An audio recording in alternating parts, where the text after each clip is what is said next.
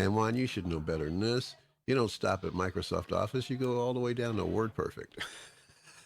Mm. So I can bring my notes up. I am a WordPerfect fan. I think I talked about that before.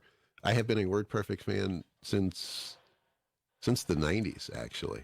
Um, I bought a version of WordPerfect for Windows because I had been exposed to WordPerfect 5.1 for DOS at Oh, okay. at work, and it's just now that's become kind of a niche product these days. I think law firms use it and some other specialty businesses, but for the most part, the whole world is Microsoft Office, Microsoft Word. Uh, but I'm a rebel. Well, I Or was gonna. they're using the open source, LibreOffice, something like that, or Well, like I Google said, Office. well, there's that too. Yeah, that's pretty big with Chromebooks and everything. Well, I myself, I'm not trained on that Google Office, but I know I'm familiar with all of the products used in MS Office.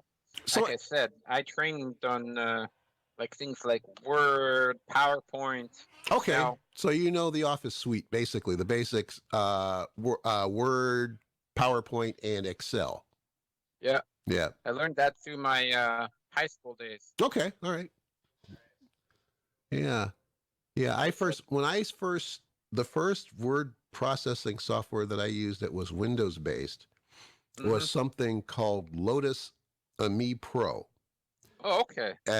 Because I was working for Sears at the time, and Sears was essentially in bed with IBM, and IBM did not want to use Microsoft's Office suite. So because this is around the time they developed OS2 to compete with Windows, and so instead of using Microsoft Office products, we used Lotus products, including Lotus 123, Ami Pro, and I forget what the presentation program was called. It's kind of lost to my brain and lost to history because nobody remembers anymore. Anyway, so Well, I think we used something called, actually separate from the Lotus suite. It was called Harvard Graphics, and okay. and we used that. So I do have some.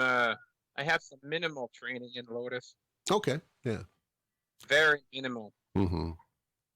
Although I do remember there was. I don't know if it might be extinct now, but Mm-hmm. I have heard of something called like Microsoft based CAD programs. Okay, all right. I think there was something called Yeah. was one called WinDraft, and there's also one called WinBoard. Can do like schematics on them. Okay, all right.